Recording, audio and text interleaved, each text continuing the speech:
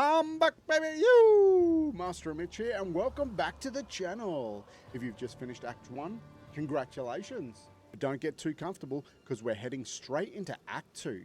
In this video, we're continuing our fresh character campaign walkthrough, and I'm going to take you through Act 2 from start to finish. We're going to cover where to go, which quests you need to complete, and the optional content that's actually worth doing. All the important permanent bonuses, and of course, all the bosses. And just like the Act 1 guide, this is designed specifically for a brand new character. No twink gear, no fully loaded stashes, no ridiculous end game equipment. We're starting from scratch and working our way through the campaign properly. I'll show you the quickest and easiest way I've found to move through the zones without wasting half your life trying to find that one objective hidden in some random corner of the map. And when we hit bosses, I'll break down the mechanics, the attacks you need to watch out for, and a few little tricks that can make those fights a hell of a lot easier. The philosophy hasn't changed. Move with purpose. We're not here to full clear every single zone. We're here to grab the important stuff, get those permanent bonuses, kill the bosses, and keep pushing forward. So if you're following along with a fresh character, get yourself ready, grab a drink, and let's get stuck into Act 2. Let's go! Welcome to Act 2. We start in Vesteria Outskirts, a level 16 combat zone. You've got the Hooded One and Zarka here, and your first objective is earning passage. You'll also have to deal with Wrathbreaker, the final boss for this area. This fight can be pretty rough on a fresh character, so before you jump in, make sure you're not completely neglecting your gear and life recovery. It also helps to have a strong single target ability, an AoE ability for the ads, and something for crowd control. During the fight, avoid getting too close to the cliffs at the back of the arena, as there are ranged enemies up there throwing javelins at you. They can also fire a rectangular javelin barrage across the arena, so keep moving and watch your positioning. Most of Wrathbreaker's attacks are avoidable with good timing and dodge rolls. He'll also occasionally summon a swarm of hyenas. Here's something important. Killing Wrathbreaker doesn't immediately end the encounter. Once he dies, the enemies from the cliffs jump down and you're hit with one final swarm. Deal with them and return to Vesteria Outskirts. Speak to Zarka to unlock the Adura Caravan and receive your uncut skill gem level 5. The Adura Caravan is our main town for Act 2. You'll find the Hooded One, Shambrin, Zarka, Sekima Asala. Later on, you'll also unlock Rizu. Speak with the Hooded One and Sekima Asala to unlock the desert map. This map is going to become extremely important because it lets us choose what area we travel to next. One useful thing to remember, quest locations have a golden icon above the zone icon in the desert map. So if you're ever wondering where the game wants you to go next, check the map. As always, before leaving town, check the vendors for upgrades. Our first destination is Mordon Quarry. There is no immediate objective here other than finding the Mordon mine. You'll also encounter the League mechanic along the way, so complete that when you find it. There's also an optional Faradon War cache that gives a guaranteed Artificer's Orb. Grab it if you happen to find it, but don't spend ages searching for it. Keep moving towards Mordon Mine. Mordon Mine. This is a monster level 18 area. This is where you'll find Raja the Dread Engineered. She is a fire themed boss with some very nasty ranged and melee attacks. If you've got a Ruby Charm or some additional fire resistance, this is a good time to use it. The boss is always found toward the northern part of the map, so when navigating the mine, prioritize heading in that direction rather than clearing every side path. There is also a guaranteed lesser essence of insulation in this zone. If you need extra defensive help, grab that before the boss. Raja the Dread Engineer. Raja uses a combination of grenades, fire, and physical attacks. Her gas grenades create a poison cloud. Her oil grenade slows you and implies fire exposure. If that oil gets ignited, it creates burning ground. She also throws explosive grenades in volleys, and the number increases as her health drops. We've also got Flamethrower. She'll sweep the arena with fire and ignite any oiled ground in her path. But the attack you really need to respect is Explosive Engineering, where she'll pull out an explosive into her weapon before chasing you with it around the arena. If that hits you, it can very easily one-shot you. Avoid this attack at all costs. You can also stagger her. Once you killed her, free Rizu from the cage. Then return to the caravan, speak with Rizu and Sekima Asala, and use the desert map to travel to Trader's Passage. Trader's Passage is monster level 19. It's where we can encounter Balba the Trader. She is optional, but I recommend attempting this fight because defeating her gives you a Jin Bara, which unlocks the Trial of Sekimas and gives you access to your first Ascendancy points. This is a tough fight though. If you get absolutely wrecked, don't keep throwing yourself at a wall. Grab a few levels and gear and come back. When you get to the Decree of Imprisonment, it will hint at where Balba is with the white tickets on the wall. Just follow those tickets and it'll lead you to Balba.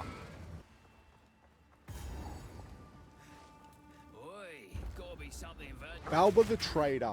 Balba deals physical, fire and chaos damage with poison being a major concern. She has 2 quick dagger slashes as her basic attack. Flicker Strike teleports behind you. Whirling Blade sends her spinning forward.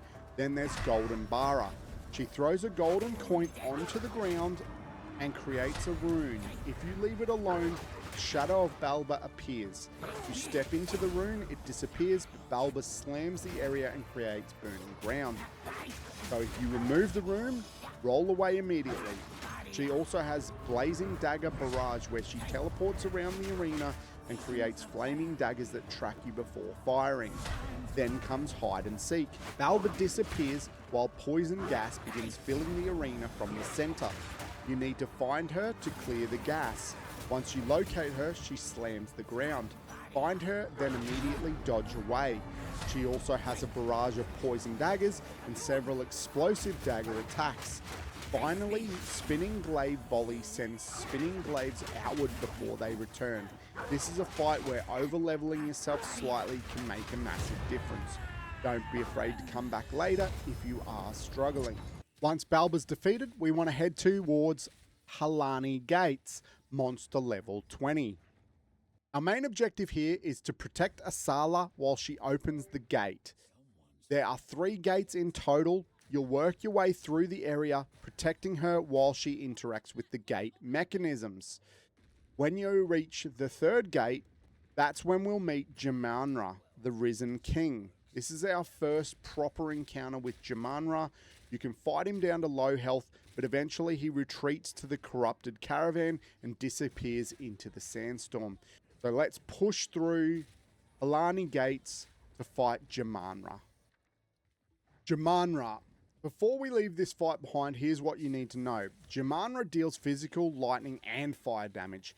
His Obsidian Storm creates a tornado that eventually explodes into spinning shards. Move away from it. For Flame Blast, listen for the avoid cue. Jamanra will throw his sword into the ground and create a small safe zone. Get into the sword and stay in that circle. He also has Lightning Beam. Watch his left arm. When he pulls it back, he's about to fire. Dodge. At around 25% health, he starts his final phase, summoning a sandstorm and volatile scarabs. Survive the swarm and the fight ends.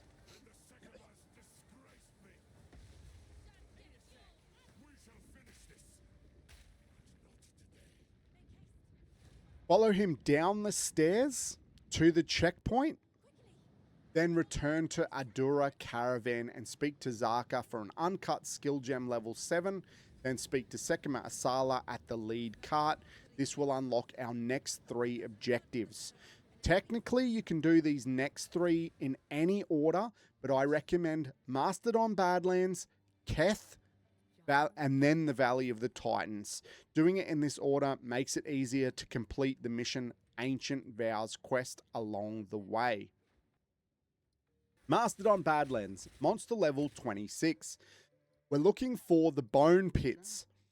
There is also a couple of things worth grabbing here. The Runes of Aldor League mechanic gives a guaranteed lesser jeweler orb, so I'd recommend doing that.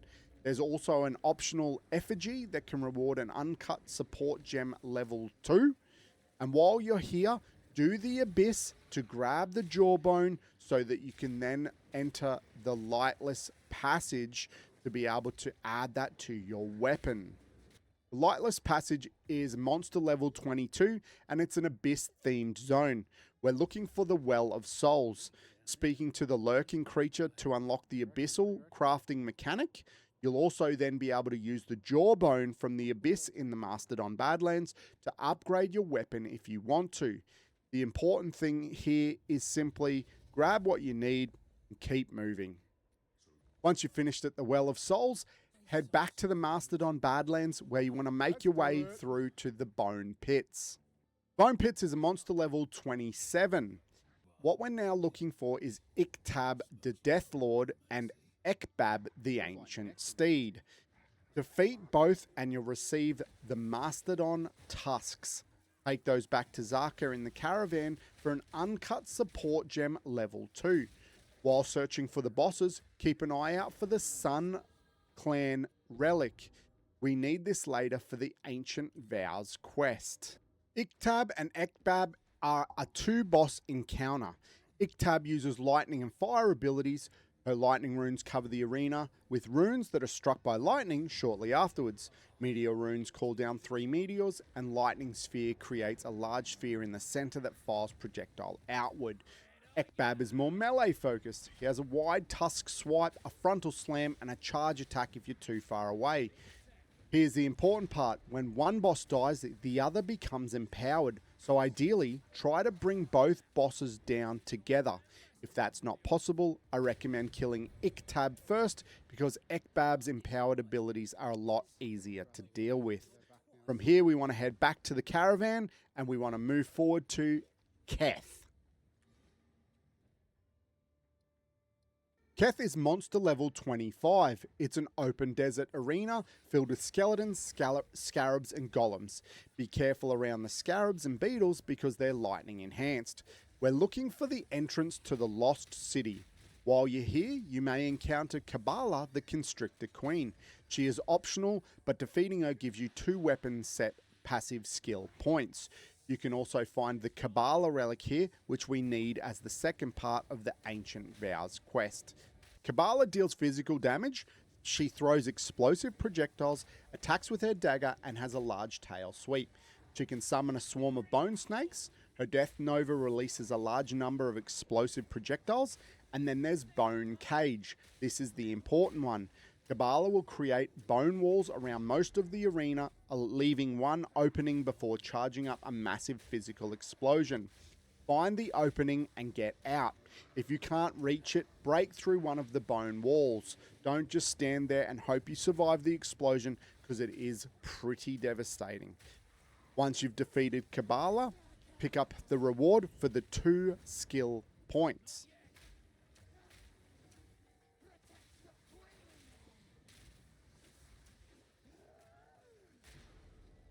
From here, we want to head towards the Lost City. The Lost City is straightforward. There's no boss here. We're simply looking for the buried shrines. Keep an eye out for the Kabbalah relic if you haven't already found it. Once you've got what you need, keep moving. Once you reach Buried Shrine, we're looking for the Heart of Keth. This is where we'll find Azirian, the Forsaken Son. Before fighting him, I'd strongly recommend checking for the Elemental Shrine, where you'll get a ring which will give you a choice between fire, water, and lightning resistances. I'd recommend taking the Ruby Ring for the extra fire resistance before fighting Azirian. Azirian will deal physical and fire damage, and this fight can get very cramped. There are 4 large pots around the arena, and when they're destroyed, they create burning ground for that section. Avoid breaking all 4. His Infernal Cyclone will see him ignite his weapons and spin towards you. This is one of the attacks where your dodge timing is really important. He also throws fire bombs with Burning Pitch, uses Infernal Cleave, slams the ground with Infernal Ground Slams, and projectiles with Rubble Toss. Once he's dead, enter the Water Goddess area. Ignite the goddess using the ever-burning cinders and essence of water. While you're waiting for the essence of water, loot the urns around the edge of the map, as they do have a higher drop chance for good items. Once you've got the urns and the essence of water, return to Zaka for another uncut support gem 2, where we'll then move to the Valley of the Titans. Our final stop for the 3 objectives is the Valley of the Titans. We're looking for 3 ancient seals. When you find one, you can use the portal to return to the entrance and then quickly move towards the next one. That saves you a bit of unnecessary running around. Near the waypoint, you'll also find the Relic Altar. If you've collected the Sun Clan and Kabbalah Clan relics, place them into the altar. You'll receive +1 charm slot and a choice between 30% increased charges gained or 30% increased charm effect. You can always return here later if you want to change your choice. Once you've put in all 3 ancient seals, you'll be able to make your way through the Titan Grotto, which will open up in the middle of the 3 portals.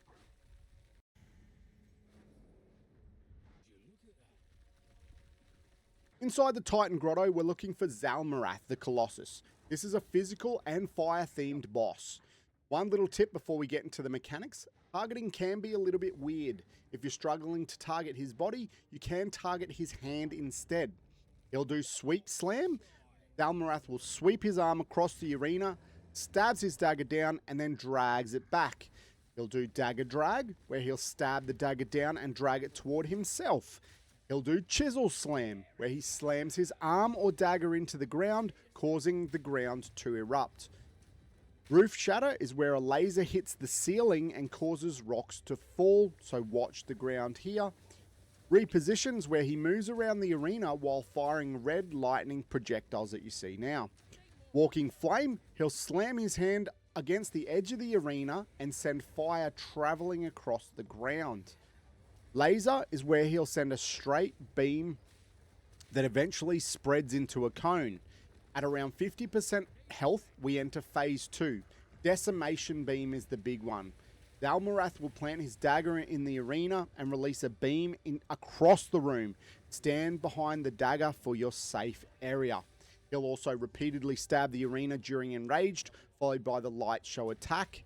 And at around 35% health, flying constructs will enter from the edges. Kill them before they detonate on you. Once Zalmarath's dead, grab the Flame Ruby and head back to the caravan. Speak to Zaka for the uncut support gem level 2 and the Horn of Vastiri. Then use the desert map to head back to Traitor's Passage. Head towards the top of the caravan and sound the horn. This will clear the sandstorm. Speak to Sekima Asala and use the desert map to travel to Dashir. Dashir is another open zone filled with undead, vultures, and porcupine golems. We're looking for the Path of Mourning. There is some optional content here, including the Fallen Dakara for 2 weapon set passive skill points, and the Unremembered Skeleton for an Artificer's Orb. Again, grab them if they're convenient. Don't spend forever searching. The Fallen Dakara one you definitely want to get. Then you want to head to Path of Mourning after that. Path of Mourning is a monster level 29 area. We're simply progressing through the zone looking for the Spires of Dashar. There is an optional hashed earned which can reward an uncut support gem level 2 if you find it great, otherwise keep moving.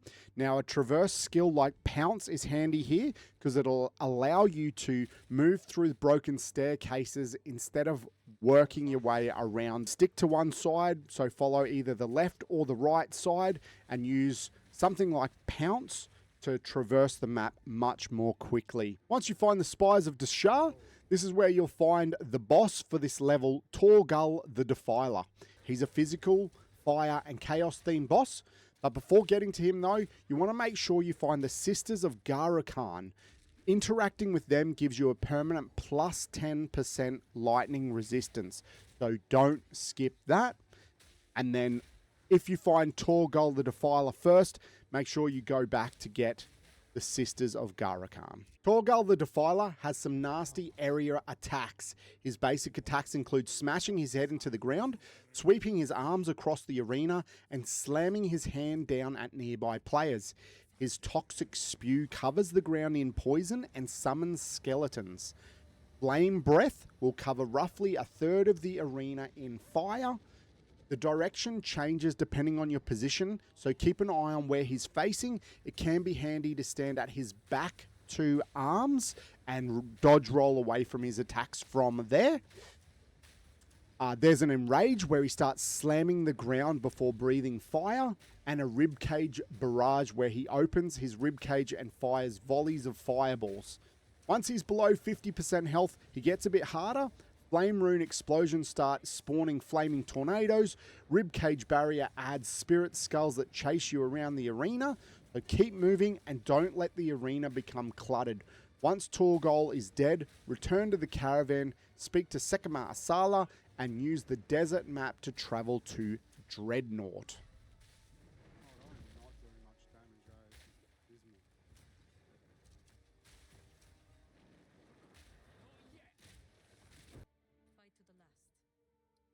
Dreadnought, the monster level 31 area. And here we are, the final zone of Act 2. The Dreadnought is made up of a series of moving carts, and you're going to fight your way towards the front of the caravan. Before you do, though, I'd actually recommend spending time here, getting some levels and upgrading your gear. The monster density is high, and you're about to fight the final boss of the act. So this is a much better place to spend a few minutes preparing than dying repeatedly to the boss. At the front of the Dreadnought, you'll face Jamanra the Abomination. Jamanra the Abomination. This is a big step up from the earlier Jamanra encounter. He deals physical, lightning, and fire damage. The fight has 2 main phases. During phase 1, Jamanra throws exploding lightning bolts and casts various area lightning attacks. He'll also summon lightning pylons that create electrical hazards between them. One version will actually chase you around the arena, so be prepared to dodge multiple times. He can also summon a huge gust of wind. When this happens, get close to Sekima Asala, stay behind her shield to protect you from the storm. From there, you'll kill the monsters spawning around you to generate some flask charges, and at about 60% health, Jamanra will destroy the front of the cart and escapes with the, so that the Countess escapes with the beast, and you're left in a smaller arena for phase 2, and that's where things can get serious.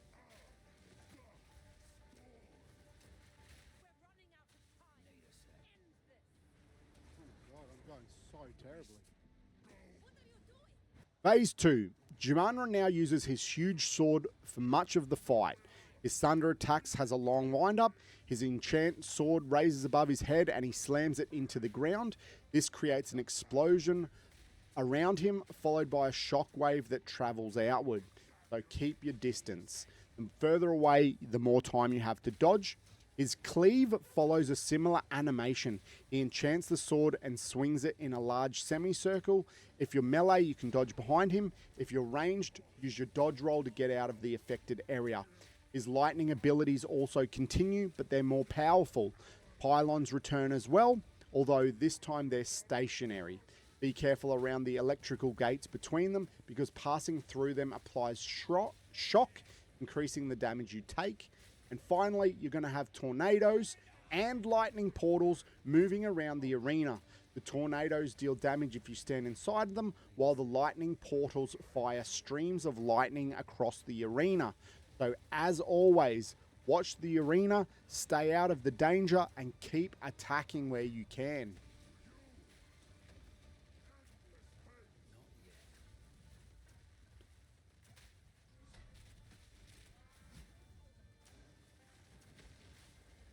Once Jamanra is dead, talk to Sekima Asala, and then you want to head back to the caravan because Act 2 is complete. From here, we want to travel to the sand-swept marsh.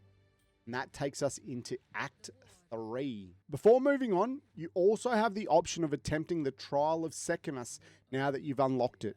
If you're comfortable with that challenge, this is where you can grab your first 2 Ascendancy points. Don't forget to talk to the Hooded One to complete the storyline for Act 2. Let's get back